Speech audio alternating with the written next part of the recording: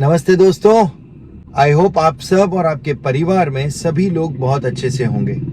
आप जीवन में कई नई ऊंचाइयां प्राप्त कर रहे होंगे और नए एक्सपीरियंसेस, अनुभव आपको प्राप्त हो रहे होंगे। कुछ लर्निंग्स चल रही होंगी और कुछ लेसन्स आपको लाइफ दे रही होंगी।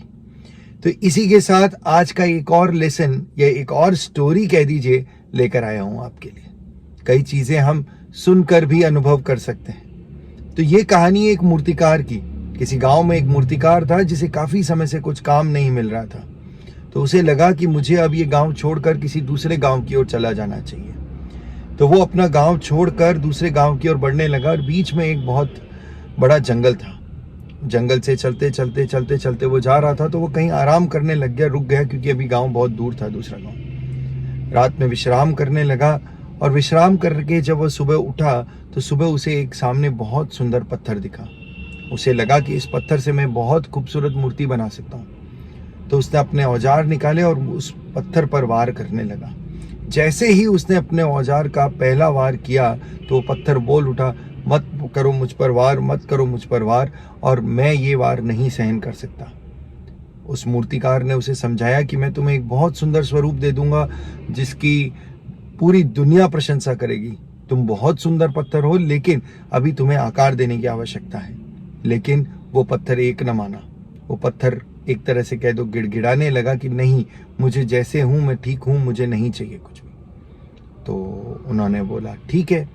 वो आगे बढ़ा और आगे बढ़ने पर उसे वैसा ही एक पत्थर और दिखा। मूर्तिकार ने उस पत्थर पर भी वार करने चालू किए, पर वो पत्थर कुछ ना बोला। वो वार सहन करता रहा और मूर्तिकार ने वार करते करते करते करते एक बहुत सुंदर सी मूर्ति बना दी। क्योंकि वो पत्थर बहुत बड़ा था और कई समय लग गए, कई दिन लग गए मूर्तिकार को जंगल में रहकर उस मूर्ति को बनाने में। अब वो मूर्ति इतनी बड़ी थी कि उसे उठाकर नहीं ले जाया जा सकता था। वो दूसरे गांव में पहुंचा तो गांव में किसी उत्सव की तैयारियां चल रही थी। लोगों के बीच में बातचीत चल रही थी और बड़े ही खुश थे। तो मूर्तिकार ने उससे पूछा कि क्या बात है भाई साहब, आप सब लोग इतने खुश क्यों दिख रहे हैं? गांव वाले उसे कहते हैं कि यहाँ पर एक नया मंदिर बनाने को कहा है राजा ने, और वो मंदिर बड़ा ही खूबसूरत मंदिर बनेगा जिसमें आसपास के गांवों के लोग आएंगे। मंदिर बनाया, उस मंदिर के अंदर बना दिया है मंदिर, लेकिन मंदिर के लिए मूर्ति भी बेशकीमती बड़ी खूबसूरत होनी चाहिए और कोई मूर्तिकार नहीं मिल रहा है जो ऐसी मूर्ति बना सके। तो वो आदमी सोच में पड़ गया और उस आदमी ने कहा, मैं मूर्तिकार हूं और मैंने एक बहुत खूबसूरत मूर्ति बनाई है, पर वो गांव में है, मैं राजा से मिलना चाहता हूँ। वो जाकर राजा से मिला और राजा को कहा कि मैंने एक बड़ी खूबसूरत मूर्ति बनाई है और वो मूर्ति गांव में है, जंगल में पड़ी है, लेकिन आपको किसी को भेज कर लाना पड़ेगा, मैं उसे लाने में असमर्थ हूँ।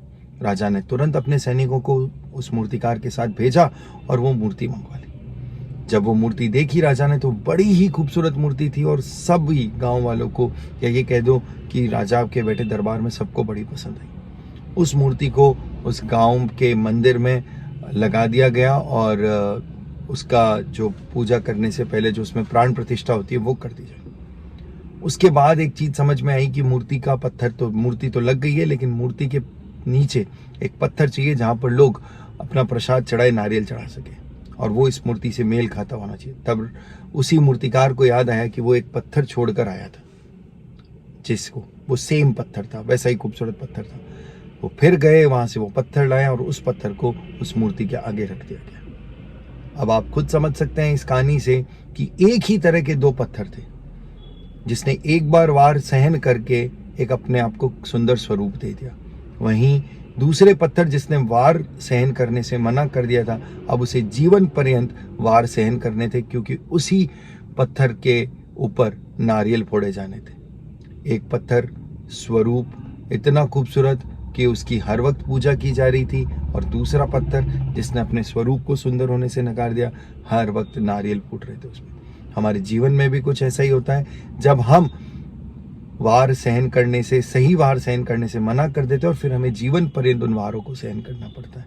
जीवन पर्यंत हमारे जीवन में अलग अलग प्रकार के कठिनाइयां स्वरूप नारियल फूटने लगते हैं। तो यदि आपको पूजा जाना है, आपको चाहते हो कि आपकी लोग मदद करे, लोग आपकी सुने, आपकी मदद क्या करे, आप लोगों की मदद कर सकें और लोग सुने और आपकी बातों का वजूद हो, लोगों आप सम्मान पाना चाहते हैं, तो एक बार जीवन में जब सही समय हो तो वार सहन कर जाओ।